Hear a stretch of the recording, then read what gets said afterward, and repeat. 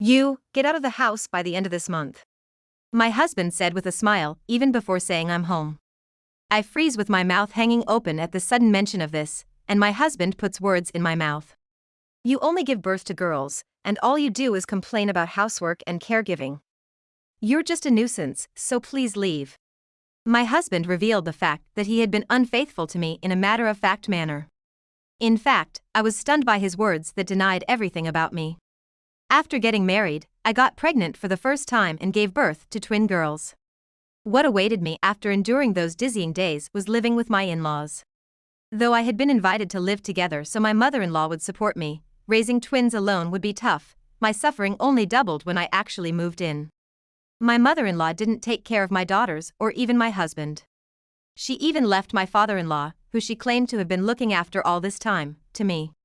Now that she had free time, she spent every day sitting in front of the TV, just bossing everyone around. On top of that, there was my husband's grandfather, who needed care. Even though we had agreed to leave it to a professional caregiver, she ended up pushing the responsibility onto me, saying it was a waste of money. I was treated as nothing more than a maid and a caregiver, with no appreciation. Still, to my daughters, he was a loving dad and a grandpa, and that's why I endured it all. With a glare filled with anger, I stared at my husband, only to receive a flippant and frivolous smile in return. Yeah, take the kids too, since they're also a nuisance. Even without you telling me, there's no way I'd leave my daughters in such hell. I slowly opened my mouth and smiled at my husband.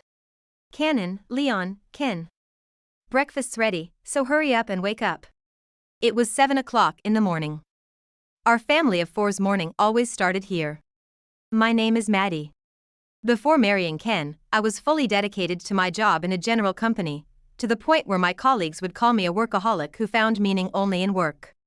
At 26, I was nearing 30 and feeling anxious about it. So, with the help of a friendly colleague, I organized a group blind date with 4 of us and another group of 4.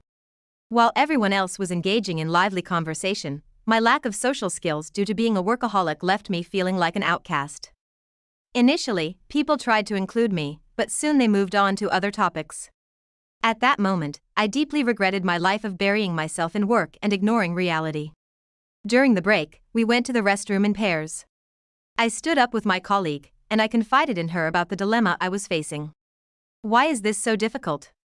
The preliminary steps before a relationship develops. You see, Maddie, you've been focused on work for so long, so it's natural that things aren't going smoothly. Look, you still give off that vibe of being a complete novice in love. You're trying to comfort me, but honestly, it's not comforting at all. I get it now, though. It's embarrassing to be a novice in love at my age, always just focused on work. But what can I do? I just don't know. While I excel at supporting my colleagues in our team at work, when it comes to romance, I feel completely lost. I don't understand myself anymore, and I can't seem to find the right solution. I thought that because I could handle work perfectly, I could also handle romance efficiently. However, after just a few hours at the first venue, I was on the verge of giving up.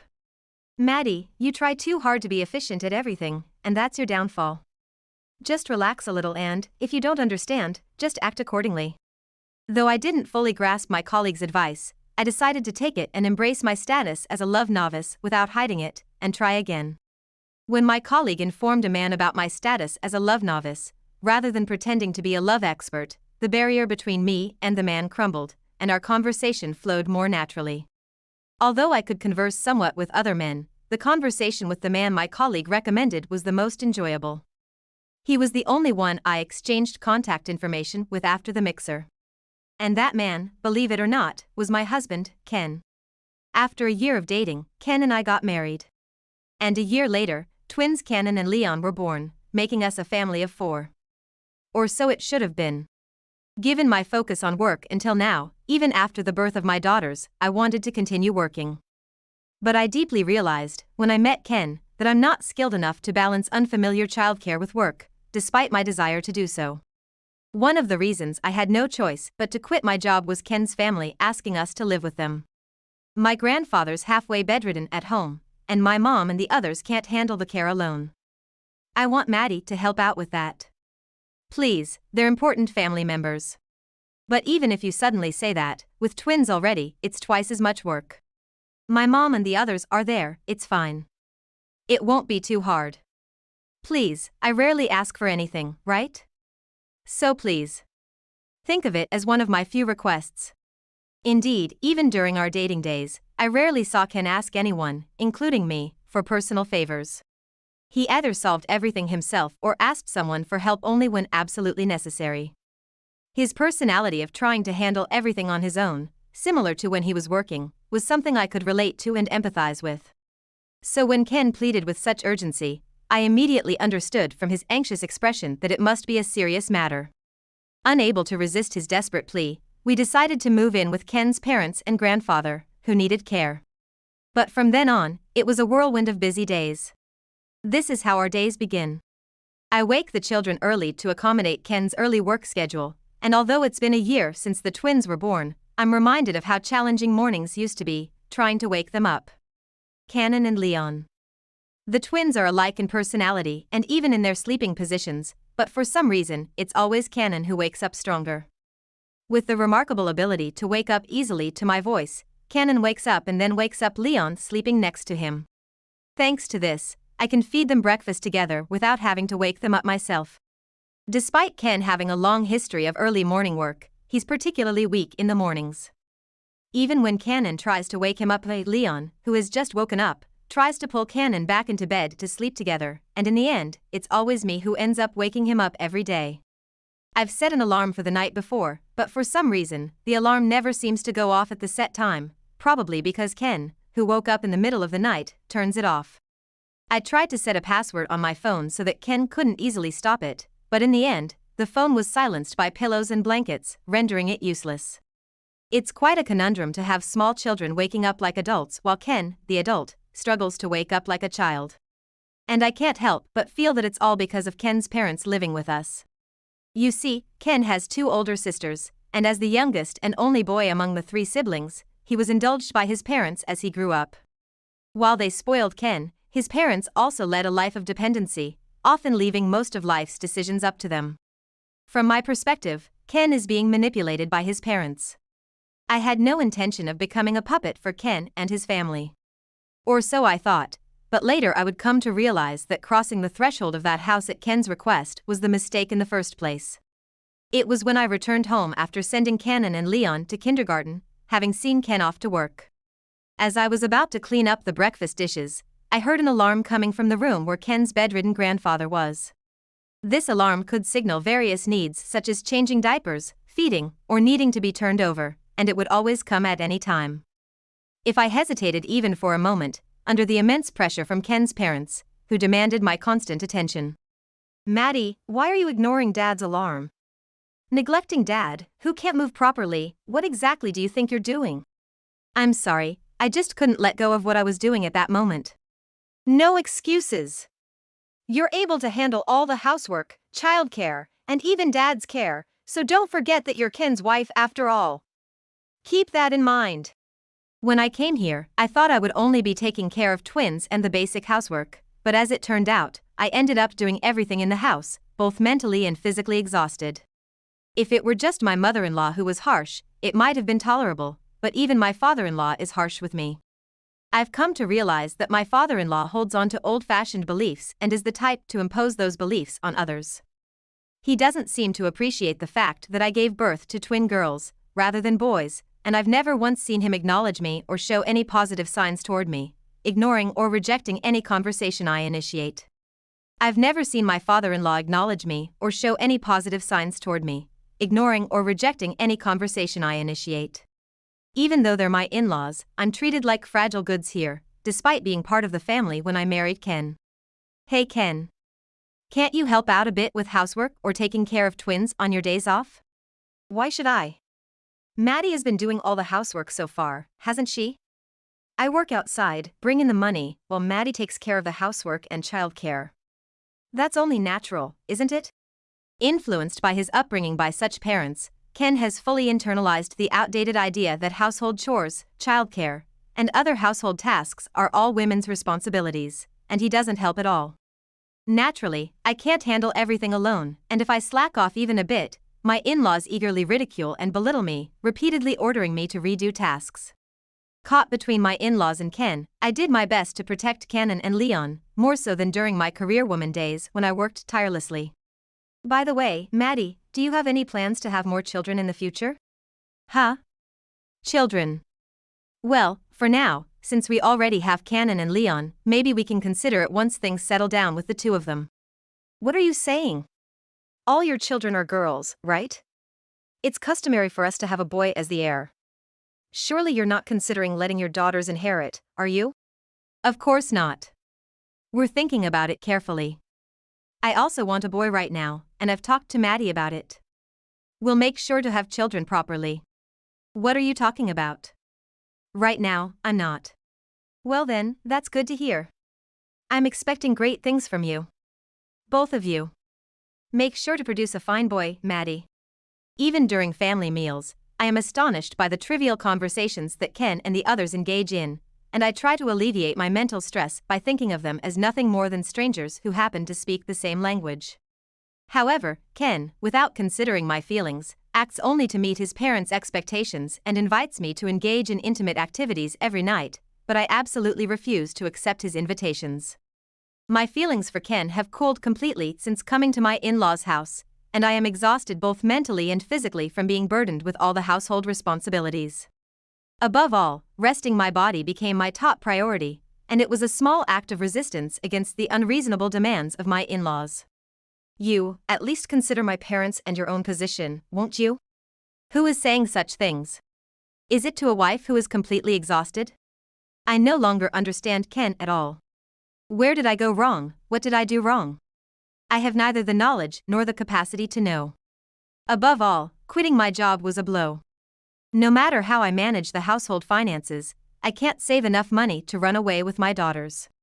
Moreover, even if I wanted to get another job, I couldn't run away because of issues like my daughter's daycare and my grandfather-in-law's care. Besides, as a husband, Ken is the only parent for my daughters. Deciding to prioritize only my daughters and becoming a robot that does nothing but household chores and takes care of my grandfather-in-law's care without any emotion, one day. I received an email saying Ken would be staying overnight at work, and the next day, when he came back, he took off his suit jacket vigorously in front of me and my in-laws with a beaming smile. Welcome home. Why do you look so happy? It must be something ridiculous. This time, I have a mistress, and she is currently pregnant. What? Is he drinking, or has he finally gone mad? At a time when life is difficult with household chores, childcare, and pressure from my parents-in-law, why would he say such a thing?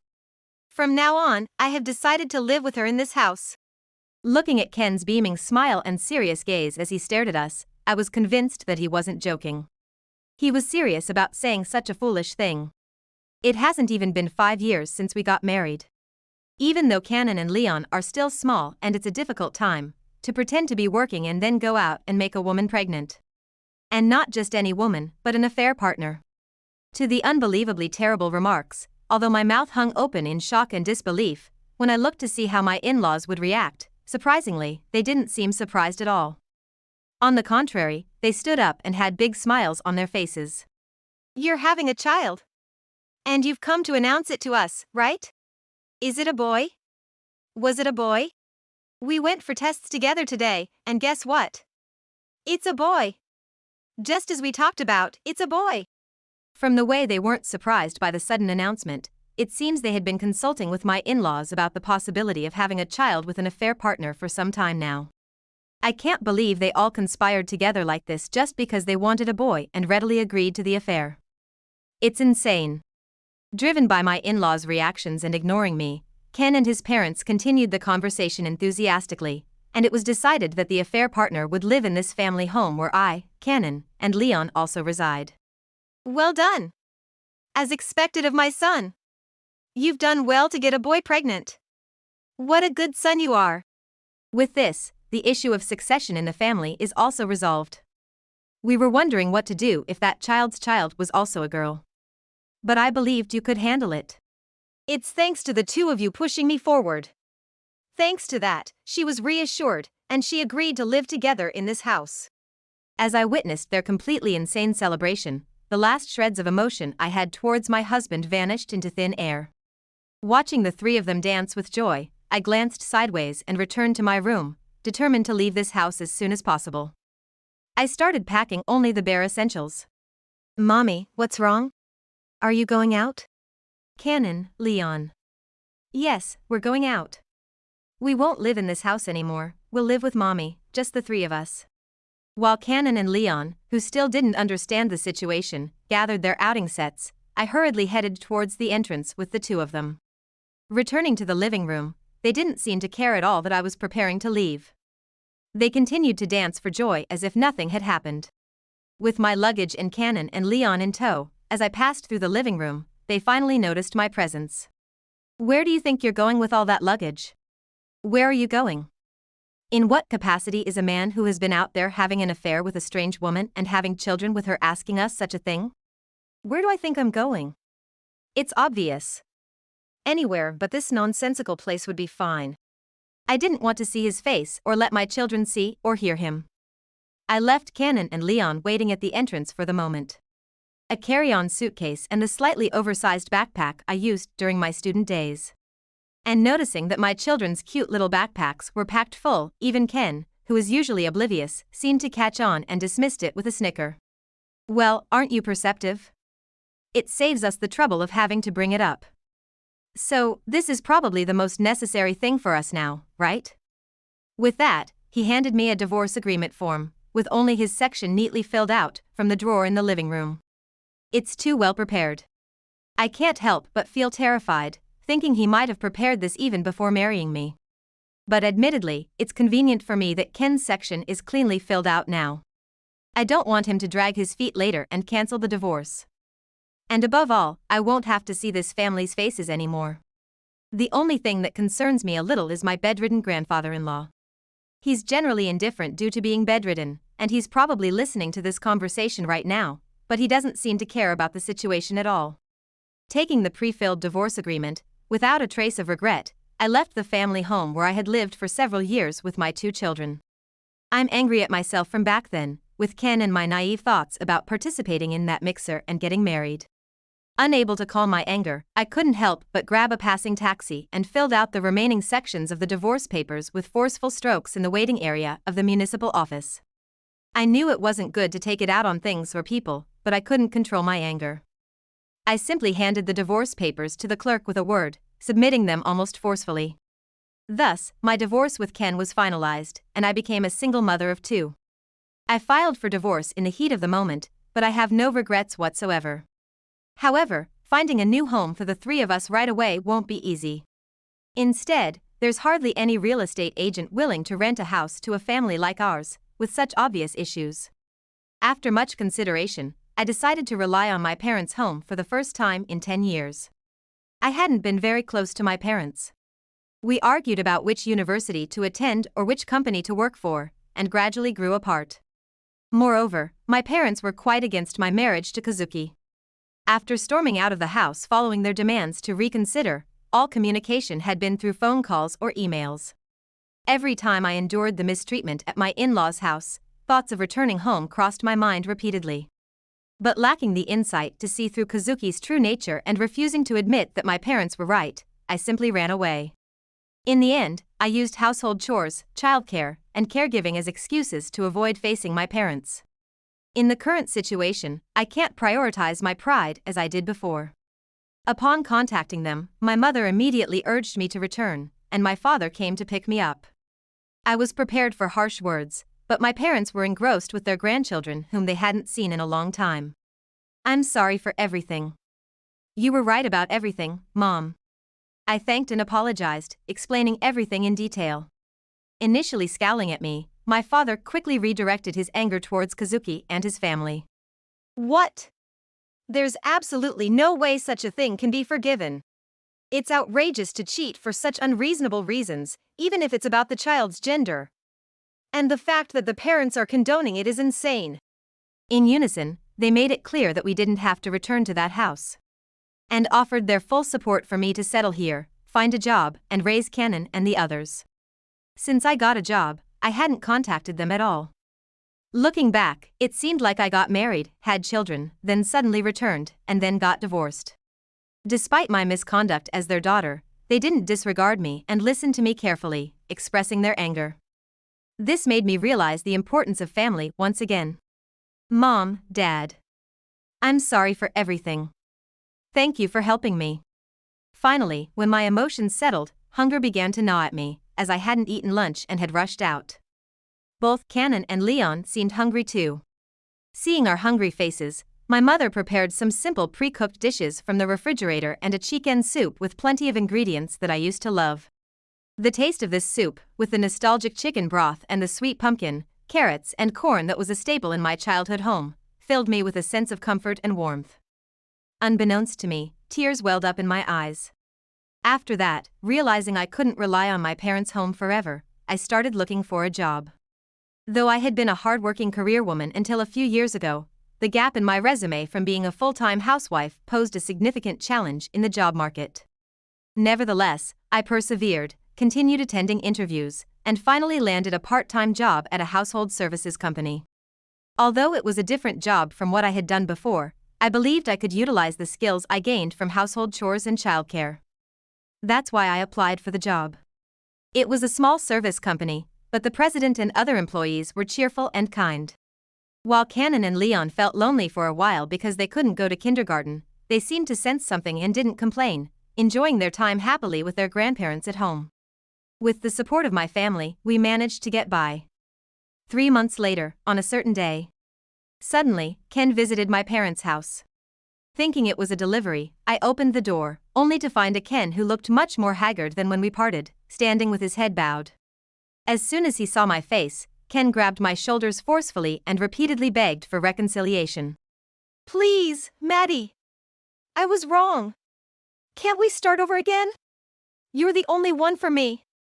Please, I beg you, Maddie. With each escalating plea, tears welled up in Ken's eyes, and eventually, he began to cry uncontrollably, repeating the same request.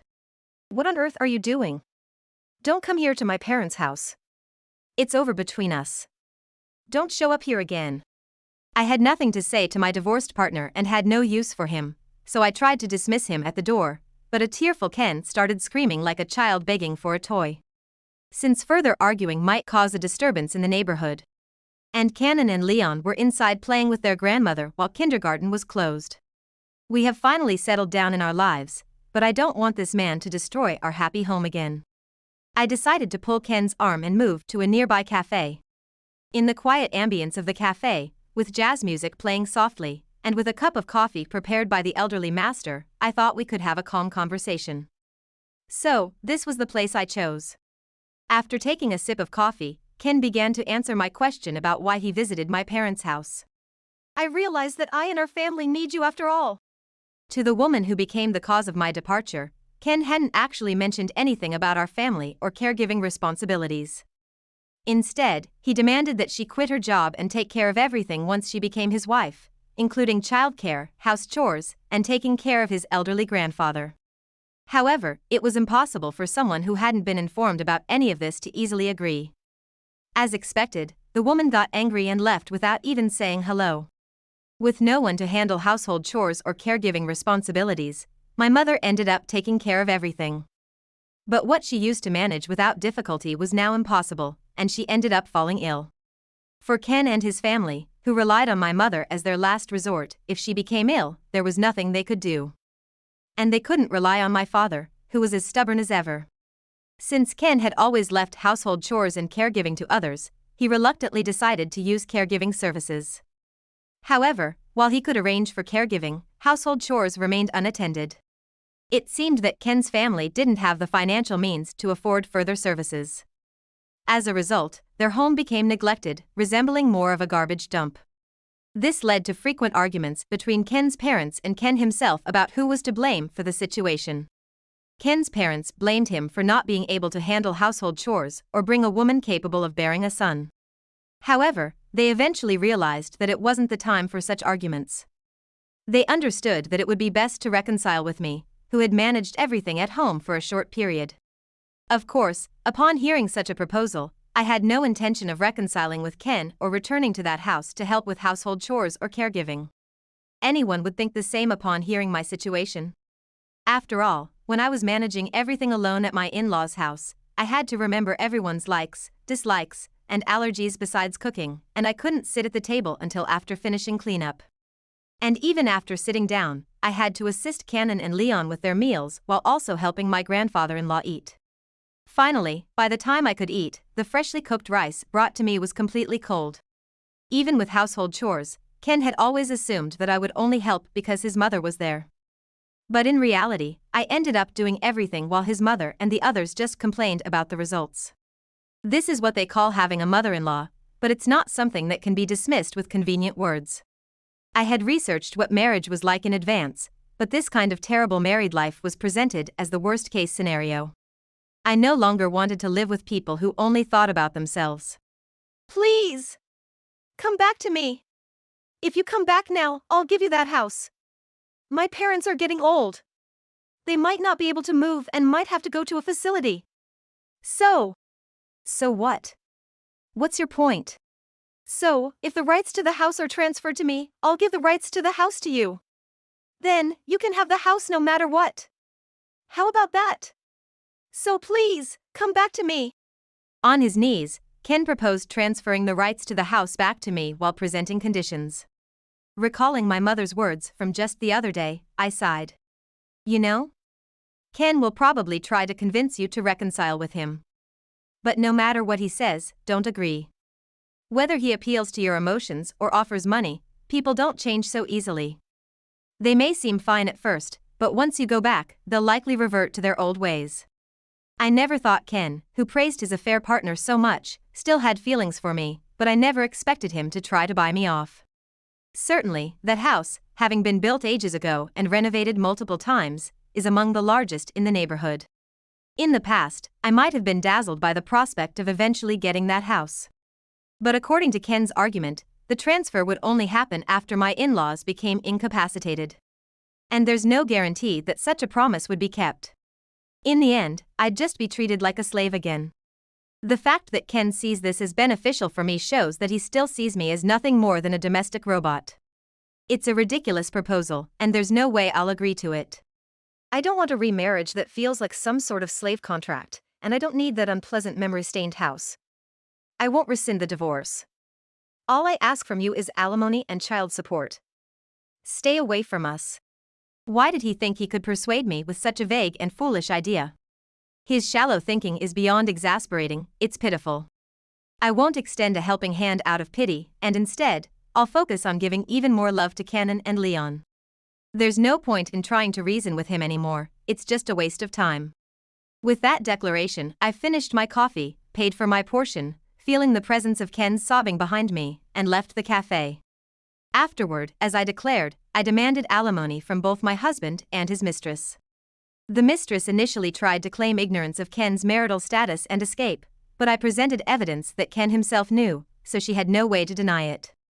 I didn't hesitate to demand alimony from the mistress, even though I know Ken is strapped for cash due to using the caregiving service. Because if it's allowed to pass just because there's no money, then it becomes a matter of might makes right.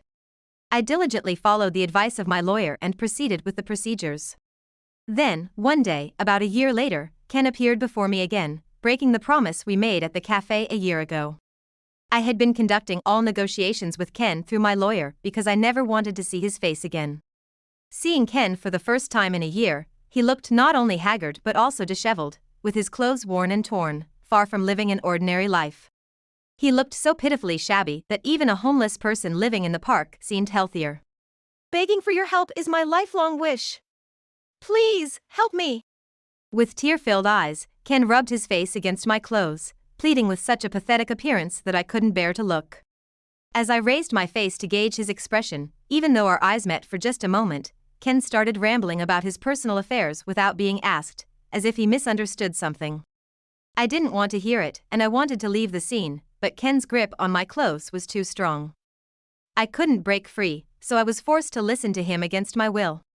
Despite his tear-stained face and disheveled appearance, his speech was verbose, perhaps to elicit sympathy. In summary, he and his affair partner are being sued for alimony and child support, and apparently, he's incapacitated. His mistress not only left him but is also demanding compensation for breaking their engagement and child support for their son. So what? You reap what you sow. Instead of lamenting your misfortune, why don't you work hard and pay child support? Perhaps because I spoke loudly, others nearby could hear Ken's story. Realizing that our conversation was being overheard, Ken's grip loosened. Taking advantage of that moment, I shook off his grasp and quickly turned my back to him. It's entirely his own fault, and the story about his mistress demanding alimony and child support is none of my concern. I have no intention of helping him, and frankly, it's his problem to deal with. There's really no one else but you. My parents won't help me anymore, and I'm under immense pressure from her. I'm at my wit's end, please. Hey, can't you give it a rest already? Didn't I tell you a year ago to stay away from us? I don't want to see your face, hear your voice, or anything else about you. Deal with your own problems. Don't say that. Didn't we promise to help each other and live together once? Wasn't our feelings back then genuine? Ken's selfishness, talking only about his own feelings, filled me with anger. Who trampled on those feelings? Who left me in tatters without any help? I'm done. Seriously, how much longer do you think you can manipulate our lives with your selfishness? I've had enough. I'm calling the police if you don't stop. But, the police. The word police seemed to have an effect, as Ken hunched his back and audibly sniffled. But as he did so, a passerby captured his tearful state on their smartphone, and Ken, sobbing, slowly walked away. I decided to report this incident to my lawyer just in case. According to my lawyer, if he ignores another warning and approaches me again, I can scare him off by mentioning the police.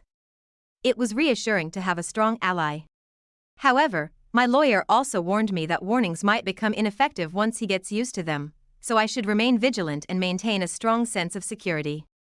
After that, some time passed, and Cannon and Leon were able to attend kindergarten again, eliminating the need for my parents to look after them. While my parents were somewhat disappointed that they had less time with their grandchildren, Cannon and Leon were delighted to be able to play with their friends again. I continued my part-time job at the housekeeping service, but I had become completely accustomed to it, and now I even had regular clients who requested my services. As I witnessed the growth of my children, I realized that I, too, was growing, and I enjoyed fulfilling days in both work and private life. Meanwhile, according to what I heard through my lawyer, Ken and my in-laws finally ran out of money to use the care service, resulting in financial difficulties. They ended up selling the family home, which, despite being old and dilapidated, didn't fetch as much money as they had hoped. They had to place my father-in-law in a care facility, and now Ken, my in-laws, and my father-in-law were living in a cramped, old apartment. However, despite changing their living situation, they still didn't have enough money, so my in-laws were forced to work. My father-in-law, stressed by working again after retirement and being supervised by younger colleagues, became completely overwhelmed and started drinking even more heavily than before. While my in-laws were working hard to make ends meet, my mother-in-law, who couldn't work for long due to her health, stayed at home, resulting in a decrease in income and an even more difficult life. Of course, even though they didn't have money, I had no intention of giving them a grace period for alimony and child support. The procedures have already been completed, so even if it's in installments, I'm making sure to get him to pay somehow. If they don't, they will not be able to devote the money to Cannon and Leon, who will be paying more in the future. Besides, if we wait for the payment, they will surely get carried away and think we will wait for them again. That's why everyone, my parents and the lawyer, advised me not to show any kindness. It might seem harsh, but considering what he did to me, this is only fair. As for his ex-lover, she's also receiving alimony and child support like me, working part-time as a single mother to raise her child properly. I was a bit worried about her ability to care for her child, given her affair, but it seems she's doing well, which is a relief. I can only hope that Ken will also change his self-centered nature and start paying attention to things other than himself. But that doesn't mean I'll ever get back together with him. Cannon, Leon. We're going to be late for kindergarten. Hurry up. Let's do our best for another day. For the sake of Cannon and Leon's smiles.